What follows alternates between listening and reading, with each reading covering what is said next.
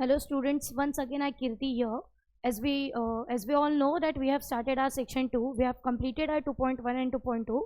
So today we are going to learn the next poem which is nothing but the 2.3, the Inchcape Rock. आप लोगों को देख के पता चल रहा होगा yes कि हम लोग the Inchcape Rock पढ़ने वाले हैं. तो सबसे पहले ये इमेज देख के आप लोग मुझे बताओ आप लोगों को क्या समझ में आ रहा है. ये तो पता चल रहा है ठीक है. Name of the poem is Inchcape Rock. It is written by the Robert Southey. जो हमारे पोएट है उनका नेम रॉबर्ट साउदी है. ये क्या दिख रहा है आप लोगों को, ये क्या है इंचकेप वर्ड? क्या आप लोगों ने इससे पहले कभी सुना है? इंचकेप रॉक की बात हो रही है. रॉक से तो इट इज सीम्स लाइक कोई पत्थर होगा, कुछ तो होगा. बट ये इमेज देख के आपको क्या पता चल रहा है? इससे भी नहीं पता चल रहा तो ये देख लो क्या पता चल रहा है आप लोगों को. ये ठीक है, हम अप्रिसिएशन करेंगे. ये आप लोगों को पता है. देखो आप लोग, वाटर लेवल कुछ रॉक दिख रहा है. आप लोगों को बताती हूँ मैं कि ये जो इंचकेप रॉक है स्कॉटलैंड में, near to the Fife, near to the Dundee, ये एक रॉक मीन्स एक रीफ है. ठीक है, जो कि इन बिटवीन द सी है. यू कैन से कि बेटा सी के बीच में वो एक बड़ा सा पत्थर, एक बड़ा सा रॉक है, एक बड़ा सा रीफ है, जो कि काफ़ी प्रॉब्लमेटिक है. कि वहाँ से जो भी सेलर्स जाते हैं, जितने भी शिप्स जाती है, जब वो शिप्स वहाँ से पास होती है तो अगर हाई टाइड है, अगर वो उसको टकरा गई तो वहाँ पे एक बहुत बड़ी प्रॉब्लम क्रिएट हो सकती है. तो वहीं पे बेल हाउस भी है. तो ये सारी चीज़ें आप लोग इस पोएम में पढ़ोगे. बहुत ही अच्छी पोएम दी है. हाँ, तुम ये कह सकते हो कि ये जो पोएम है इसमें 17 स्टांजाज है. It is very lengthy. तो हम फटाफट ख़त्म करने की कोशिश करेंगे. जितने ज़्यादा स्टांजाज है उतनी ज़्यादा ईजी ये पोएम है. ओके, सो अब आप लोग ध्यान दीजिए. यहाँ पे देखिए आप लोगों को यहाँ पे क्या दिया है. Prepare the sea what they have given. Prepare a word register related to the marine life. Marine life से रिलेटेड वर्ड्स हमें जानने हैं. जैसे सेलर्स हो गया, शिप हो गई, और क्या हो सकता है, पोर्ट हो सकता है, पोर्टयार्ड हो सकता है, राइट, ऐसे वर्ड्स. फिर आपको सेकंड में बोला है the functions of a light house are. Light house के फंक्शंस क्या है आप लोग बताइए. लाइट हाउस का फंक्शन क्या है? डायरेक्शन दिखाना, to warn against the perilous rock, कोई डेंजरस पत्थर से बचाना, राइट. फिर ये आप लोगों को पता होगा कि ये सोनार सिस्टम आप लोगों ने सुना होगा साइंस में. तो सोनार एक ऐसी टेक्निक है जहाँ पे अंडर वाटर जो होते हैं साउंड लेवल से चीज़ें कितने डीप पे पता की जाती है. तो बेसिकली सोनार के लिए भी लाइट हाउस होना ज़रूरी है. ठीक है. फिर आपको यहाँ पे बोला है कि प्लेसेस एंड फेमस रॉक, जैसे बैलेंसिंग रॉक हो गया, वैसे एक अयर्स रॉक है. फिर वैसे ही आप लोग देखोगे सीरियस रॉक है श्रीलंका का. तो ऐसे आपको यहाँ पे different types of rock, famous rock, और वो कहाँ पे है, किस प्लेस पे, वो आपको लिखना है. फिर narrate in the class story about someone who destroyed और spoiled someone else good work. आपको एक स्टोरी बतानी है कि किसी ने किसी का, मतलब बोलते हैं ना कि किसी ने किसी अच्छे इंसान का कुछ अच्छा काम बिगाड़ दिया हो, ऐसा कि कोई एक डेविल का रोल प्ले वाली आपको स्टोरी बतानी है. कोई भी स्टोरी आपको यहाँ पे ये एज ए डिस्कस दिया है. Then discuss in pairs and groups the following expression. As you sow so shall you reap. जैसा बोओगे वैसा पाओगे, सुना ही होगा. Crime gets its own punishment. सही बात है ना. जैसे हम लोग बोलते हैं karma reverts back, what goes around that comes around. जैसा करोगे वैसा भरोगे. टीट फॉर टैट, जैसी करनी वैसी भरनी. एविल डिग्स अ पीट for others but falls into the same. हम दूसरों के लिए गड्ढा खोदते और फिर उसमें खुद ही गिर जाते. तो इन बारों में क्या बोला, इन एक्सप्रेशन के बारे में डिस्कस करने बोला कि आपके क्या थॉट्स है विथ योर टीचर, कि आपको क्या फील हो रहा है. वैसे भी सब लोगों ने ये जो आइटम्स है, प्रोवर्ब्स है, ये ऑलरेडी बचपन से सुने. विदाउट वेस्टिंग आवर टाइम हम लोग अपनी पोएम सीखेंगे. Okay, so the name of the poet is the Robert Southey. He was born in 1774 and the death year was 1843. ये ब्रिस्टल इंग्लैंड में बॉर्न हुए थे. He was the son of draper, educated at Westminster School and Balliol College, Oxford. Draper कौन होते हैं? Draper कौन होते हैं? जो समुद्र के किनारे, मतलब बोलते हैं ना, जो किनार पट्टी पे जो काम करने वाले लोग होते हैं, चाहे वो फिशरमैन हो गए, ठीक है, वो ड्रैपर होते हैं, आप कह सकते हो. He was a poet laureate of England from 1830 to 1843. Some of his short poems like The Scholar, The Battle of the Blenheim, Bishop Hatto, The Inchcape Rock, etc. are very popular with the school children. तो बेटा ये England ये poet laureate थे 1813 से लेके 1843. देख लो, मतलब total 30 years तक.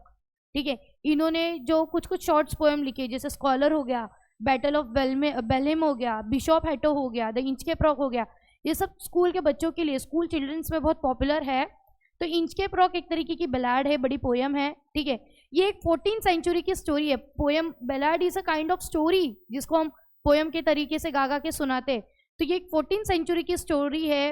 Attempt by abbot of Aberbrothock to install a warning bell on the Inchcape, a notorious sandstone reef about 11 miles 18 kilometers off east coast of the Angus, Scotland, near the Dundee and Fife. Occupied by the bell rock light house.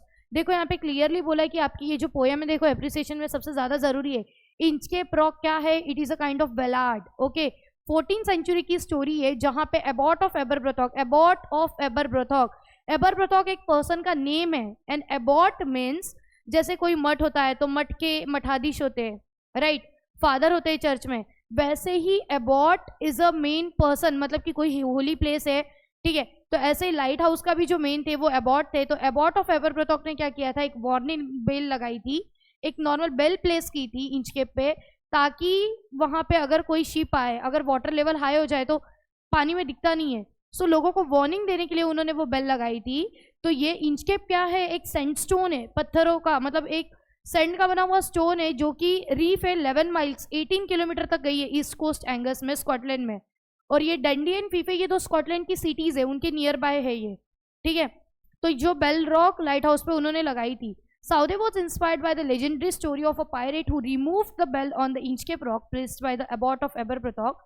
The poem gives us a message that those who do wrong things will meet with due punishment. तो ये जो Robert Saudi है, ये pirate की legendary stories, pirate कौन होते पता है ना, समुद्री डाकू, वो एक तरीके का ऐसा एक आंखों पे काली पट्टी लगी होती है, समुद्री डाकू आप लोग इमेजिन कर सकते हो। तो ये जो पायरेट, मतलब बोलते हैं ना कि ये जो रॉबर्ट साउदी थे, ये पायरेट की स्टोरी से इंस्पायर हुए थे, जिन्होंने इंचकेप रॉक की बेल को हटा दिया था एबॉट ऑफ एबरब्रथॉक को परेशानी करने के लिए, लेकिन शायद वो हटाने की वजह से उन्हीं की मौत हो जाती है। तो ये पोएम्स हमें ये मैसेज मिलता है कि the one who do wrong things will meet with due punishment, means karma reverts back, जैसी करनी वैसी भरनी आपको देखने मिलेगा, राइट। तो अब पहले फटाफट पोएम करते हैं, क्योंकि poem is very lengthy, 17 stanzas, lesson बराबर लग रही होगी आप लोगों को, अगर आप लोग देखोगे सी, इतनी बड़ी पोएम है, काफी लेंदी है ये, राइट। चलो, no stir in the air, no stir in the sea, the ship was as she could be, her sails from heaven received no motion, her keel was steady in the ocean. एक एक stanza फटाफट explain करते without wasting time. No stir in the air, no stir in the sea, stir means movement आप कह सकते हो। अब वो बता रहे हैं रॉबर्ट साउदी की एक आपको एक ऐसा इमेजिन करना है कि ना एयर में हलचल है, ना एयर में मोशन है, ना सी में मोशन है। वो जो शिप थी, उनकी शिप भी बोलते ना एज इट इज स्टैंडिंग है, मूविंग नहीं है। Her sails from heaven receive no motion, sails means बड़े बड़े, आप लोगों ने टाइटैनिक मूवी देखी होगी, तो बड़े बड़े जो शिप्स होते हैं उनमें बड़े बड़े पर्दे लगे होते, कर्टन्स लगे होते, तो कर्टन्स को ही सेल्स बोला है। तो उनके जो सेल्स है उनको भी कोई भी रिसीव नो मोशन मीन्स वहां पे भी हवा नहीं है, वो भी मूव नहीं हो रहे। हर कील वो स्टेडी इन द ओशन, और आपको पता होगा कि जो शिप होती है, शिप के नीचे एक आयन का या फिर किसी मेटल का एक पतरा टाइप समथिंग कुछ तो होता है, वो होती है किल, ठीक है, सपोर्ट के लिए। तो वो कहते हैं कि उसका जो किल था वो भी स्टेडी था, मीन्स ना हवे में मोशन है, ना शिप में मोशन है, ना सी लेवल में मोशन है, राइट। विदाउट ईदर साइन और sound of their shock the waves played over the Inchcape Rock, so little they rose so little they fell, they did not move the Inchcape bell. अब वो बता रहे कि यहाँ पे कोई भी साइन नहीं है, कोई भी साउंड नहीं आ रहा है, कोई भी शोर नहीं हो रहा है, ये जो वेव्स है वो थोड़े थोड़े उस इंचकेप रॉक के ऊपर से जा रहे हैं, waves are flowing over the Inchcape Rock, थोड़े से वो वेव बढ़ती है, so little they rose so little they fell, थोड़ा सा वो लेवल बढ़ जाता है वाटर लेवल, थोड़ा सा वो वाटर लेवल कम हो जाता है। They did not move the Inchcape bell, लेकिन बेटा उस वाटर लेवल से उस बेल पे कोई भी इंपैक्ट नहीं हो रहा है। The abbot of Aberbrothock had placed that bell on the Inchcape rock, on a buoy in the storm it floated and swung and over the waves its warning rung. तो आपको बता दिया गया एबॉट, मैंने आपको मीनिंग ही बता दिया था, हेड ऑफ एबे और मॉन्क, मीन्स कोई बिल्डिंग में रहने वाले, मतलब बोलते हैं ना कि एक मेन, उस प्लेस का जो मेन था, उस मेन पर्सन को एबॉट कहा जाता है स्कॉटलैंड के अकॉर्डिंग। अगर आप देखोगे तो एबरब्रथॉक उस पर्सन का नेम है। एबॉट ऑफ एबरब्रथॉक ने ये बेल लगाई थी इंचकेप रॉक पे, on a buoy in the storm it's floated and swung।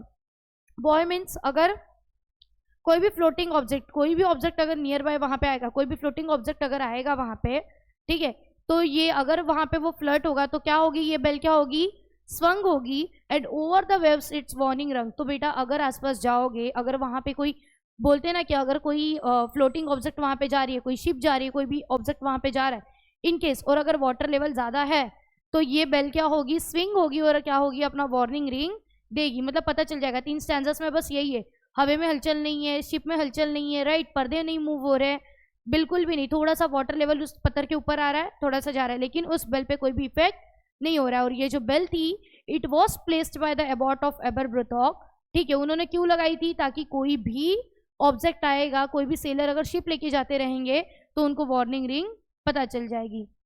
When the rock was hit by the surges well, and mariners heard the warning bell, and they knew the perilous rock, and blessed the abbot of Aberbrothock.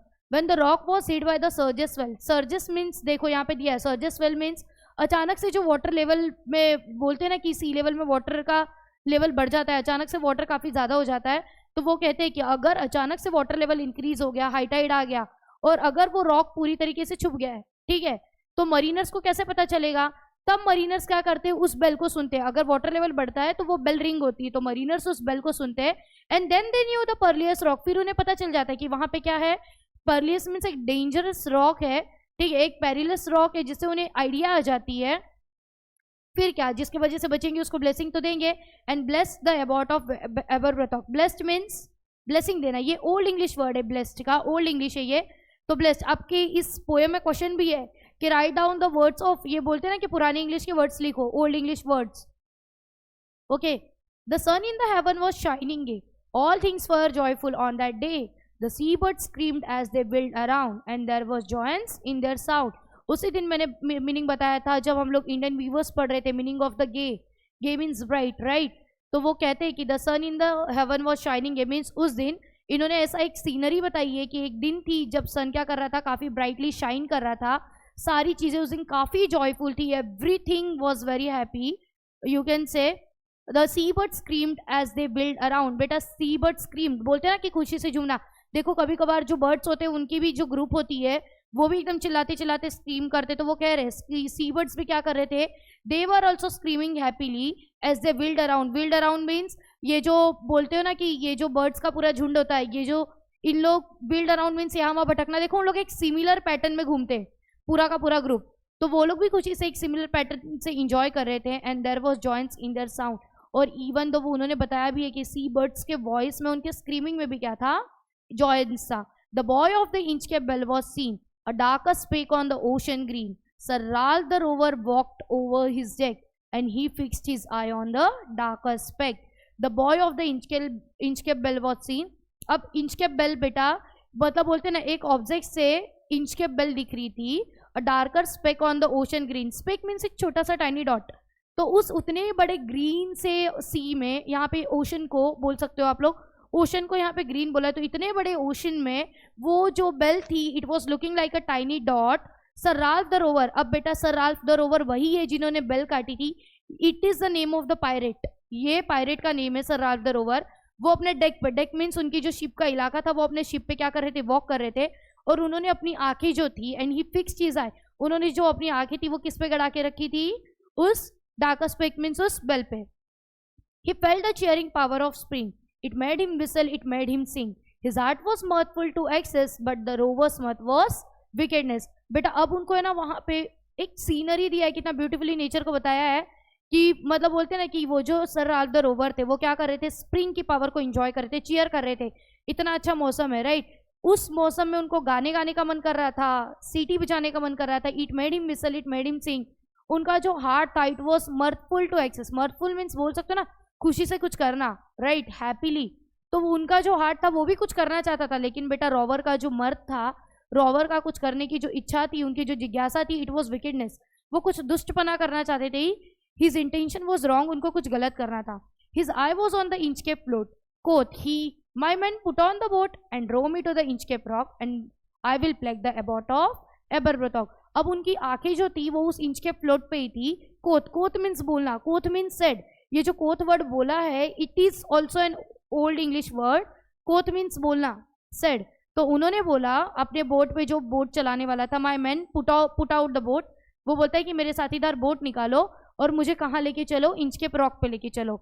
I will plague the abbot of Aberbrothok, मतलब मैं क्या करूंगा, वहां जाने के बाद मैं Abbott of एबरब्रथॉक को क्या करूंगा, परेशान करूंगा, ट्रबल करूंगा, कॉज पेन और ट्रबल, राइट। तो प्लेग वही होता है, वो कहते हैं कि मैं उनको परेशान करना चाहता हूँ। The boat is lowered, the boatman row and to the inchcape rock they go. Sir Ralph bent over from the boat and he cut the bell from the inchcape float. तो बेटा अब ये जो बोट थी, ठीक है, अब वो बोट नीचे गई, मतलब लोवर्ड मीन्स ये हुआ कि बोट में जाने के लिए पहले बोट को नीचे लिया गया, ठीक है, फिर बोटमैन उसमें गया, ठीक है, फिर वो दोनों मिलके कहाँ गए, इंचकेप रॉक पे गए। Sir Ralph the rover boat से थोड़े से बेंट हुए और उन्होंने उस बेल को क्या कर दिया, कट कर दिया. Down sunk the bell with a gurgling sound. The bubbles rose and burst around. Quoth Sir Ralph, the next who comes to the rock won't bless the abbot of Aberbrothock. वो जो bell थी बेटा, gargling sound, gargling वो बुड़बुड़े की जो आवाज होती है, ठीक है, वो आवाज के साथ वो बेल नीचे डूब गई. बबल्स आ रहे थे, थोड़ा सा एक साउंड जनरेट हो रहा था, बस्ट हो रहा था. उस वक्त कोथ मीन्स बोलना, मैंने बता दिया. तो राल्फ द रोवर ने बोला कि अब अगला जो कोई भी आएगा वो अबॉट ऑफ एबरब्रोथॉक को ब्लेसिंग्स नहीं देगा. Sir Ralph Rover sailed away. He scoured the seas for many a day and now grown rich with plundered store. He steers his course of Scotland shore. तो बेटा अब ये जो राल्फ द रोवर थे, अब वो वहां से चले गए, ठीक है. He scoured the seas for many a day. Scout means मतलब कि उन्होंने बोलते ना कि शीप से यहाँ वहाँ चोरी की, लूटमार की. स्काउट द सीज मतलब यहाँ वहाँ वो समुद्र में बहुत दिनों तक घूमे.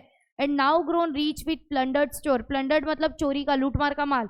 तो उन्होंने बहुत सारा लूटमार किया और अब वो उससे अमीर हो गए. He steers his course for Scotland शोर. अब वो कहाँ जा रहे हैं बेटा? Stairs means directed. अब वो किस तरफ जा रहे हैं? स्कॉटलैंड की तरफ जा रहे हैं. स्कॉटलैंड से कुछ चुराने जा रहे. So thick hazes overspread the sky, they can not see the sun on the high. The wind had blown a gale all day, at evening it had died away. अब हैज मीन्स ये एकदम मतलब बोलते ना अचानक से क्या हो गया कि पूरा तरीके से मतलब बोलते ना कि एक नॉर्मल हवा चल रही थी लेकिन अचानक से पूरे बादल घिर गए आसमान में. Has overspread the sky. They cannot see the sun on sky. अब अचानक से उनको बेटा मतलब बोलते हैं ना पूरा काला काला काला काला अंधेरा हो गया. अब उनको सन नहीं दिख रहा है. ये जो विंड धीरे धीरे जो मतलब बोलते हैं ना एकदम हल्की हवाएं चल रही थी और शाम को तो वो हवाएं ऐसे चलने लगी जैसे किसी की मौत हो जाएगी, वो किसी को ले बीतेगी, ऐसी हवा थी. At the evening it had died away मतलब एकदम जोरदार हवा चलने लगी. On the deck rover takes his stand, so dark it is there see no land. Quoth sir Ralph, it will be lighter soon for there is a dawn of the rising moon. अब deck पे Ralph the rover थे, खड़े थे वो वहां पे. अब उनको वहां पे कुछ भी नहीं दिख रहा है. He is unable to see the land, वहां से जमीन ही नहीं दिख रही है. तो वो बोलते हैं कि बहुत जल्द यहाँ पे क्या हो जाएगा, उजाला हो जाएगा, क्योंकि मून राइज होने का टाइम है, मतलब कि मून लाइट आएगी. Can't steer said one, the breakers roar, for me things we should near the shore. Now where we are I can not tell, but I wish I could hear the Inchcape bell. बेटा जो boat चला रहा था वो एक breaker था, वो जोर से चिल्लाता है, रोअरिंग करता है लाइक रायन. Can't steer, can't steer, can't steer means सुनाई नहीं दे रहा. कांट हियर ये भी ओल्ड इंग्लिश वर्ड है कि मुझे कुछ भी सुनाई नहीं दे रहा है. फॉर मी थिंग्स मतलब कि मुझे ऐसा लग रहा है. It seems to me that हम शायद शोर के पास में है. We are near to the shore. Shore मतलब किनारा, पता है ना. Now where we are I can not tell, लेकिन मैं बता नहीं सकता कि अब हम कहाँ है. But I wish I could hear the Inchcape bell, लेकिन वो कहते कि काश मैं इंच के बेल को सुन पाता.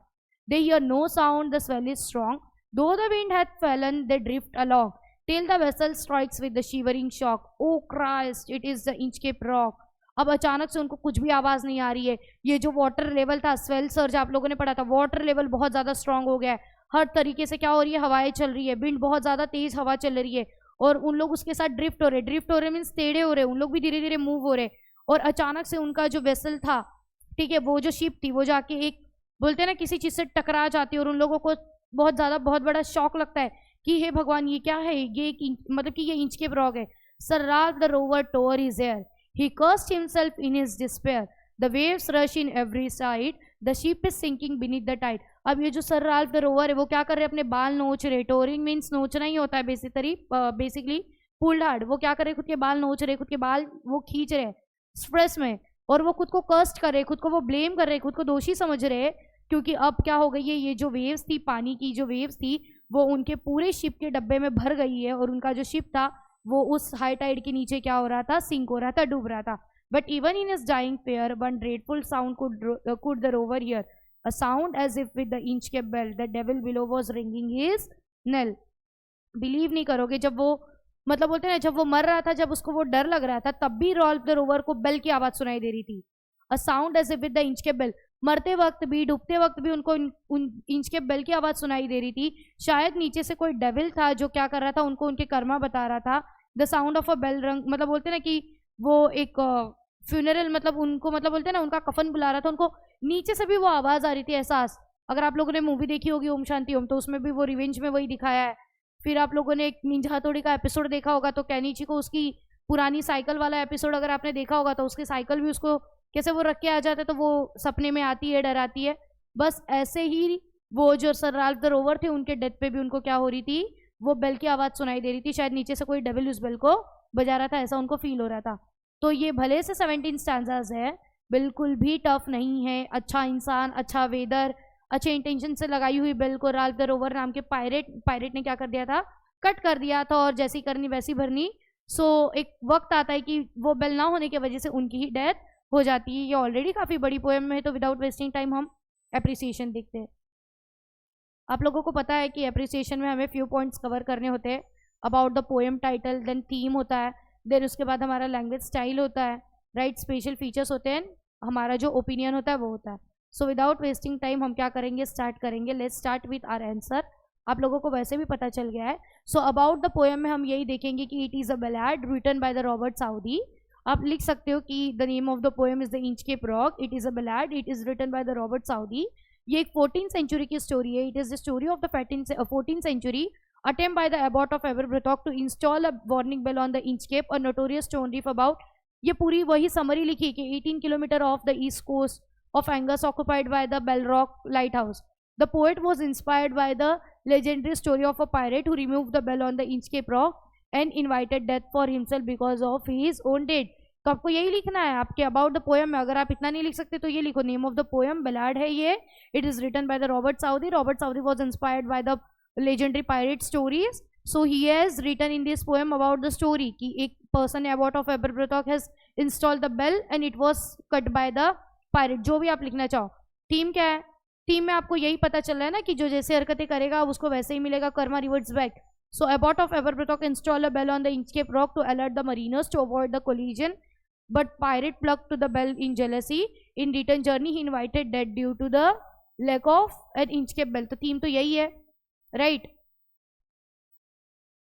लैंग्वेज पोएटिक डिवाइस में अगर आप देखोगे तो पूरी राइम स्कीम है, ए ए बी बी, आप देखो सब कुछ मैच कर रहा है। थॉक, रॉक, स्वंग, रंग, शॉक, रॉक, फेल, बेल। तो अगर आप देखोगे तो इसका जो राइम स्कीम है वो ए बी बी है। टोन बहुत ही एनर्जेटिक है, हर लाइन में 4 स्टांजाज है, राइट। और आप लोग लिख सकते हो there are 17 stanzas and each stanza contains 4 line. आपको लिखना यही है। फिर यहाँ पे देखो फिगर ऑफ स्पीच में पर्सोनिफिकेशन यूज हुआ है, सिमिली यूज हुआ है, मेटाफर यूज हुआ है, ब्यूटीफुल वर्ड यूज किए, राइट। ओल्ड इंग्लिश के वर्ड भी यूज हुआ है, you can mention that also. After words अगर आप देखोगे स्पेशल फीचर क्या है, आपको ब्यूटीफुल प्रेजेंटेशन देखने मिलेगा, नेचुरल ब्यूटी का सी है, बैकग्राउंड बताया है, राइट। ग्रेट एनर्जी आपको फील होगी रीड करते वक्त, मरीनरी ब्यूटी बताई है उन लोगों ने। मैसेज आपको क्या मिल रहा है इसमें से, आपको क्या मैसेज मिल रहा है कि one who does wrong things he will get his due punishments, right. कि जो भी गलत करेगा उसके साथ वही होने वाला है। मैसेज तो आपको बहुत सारे मिल रहे हैं, आप लिख सकते हो। ओपिनियन क्या है आपका कि ये पोएम एक डाइडाइटिक है। What do you mean by, ये बोलते हैं ना कि आप इसको डाइडेटिक रीड कर सकते हो। व्हाट डज मीन बाय डाइडेटिक, डाइडेटिक होता क्या है, एक टीचिंग के लिए जो होते हैं ना कि जो पोएम कुछ लेसन देने के लिए, एक एजुकेशनल वर्ड होता है डाइडेटिक की, किसी को एजुकेटेड करने के लिए, मतलब कि जब आपको किसी चीज़ से मॉरल देना होता है तो डाइडेटिक यूज होता है। तो ये पोएम एक डाइडेटिक है विद ग्रेट मॉरल मैसेज। तो as we saw so shall we reap, ये वही मैसेज हमें देखने को मिल रहा है। ये मैसेज यूजफुल है, आप कुछ भी मैसेज लिख सकते हो जो हमने पढ़े थे इतने सारे, that what goes around that comes around, you can write any message कि हम अपने डिस्ट्रक्शन के लिए खुद ही रिस्पॉन्सिबल होते हैं। जेलसी, हेट्रेड, ये सबको हटा दो, राइट। आई होप, मुझे पता है बड़ी पोएम थी, बट भले से कितनी भी बड़ी पोएम थी, it was a very short story. Bell लगाया और उसने गलत इंटेंशन से कट कर दिया तो he get his due punishment, right. So student thank you so much. से कॉन्टैक्ट कर सकते हो through Instagram, Facebook, YouTube, as well as अगर आपको ऐप चाहिए तो प्ले स्टोर, एंड देन ये ऐप मतलब बोलते हैं ना कि ये आप लोग एप्पल के स्टोर पे भी आपको ये मिल जाएगा। So will see the next poem in the next class. चलो बाय एवरीवन।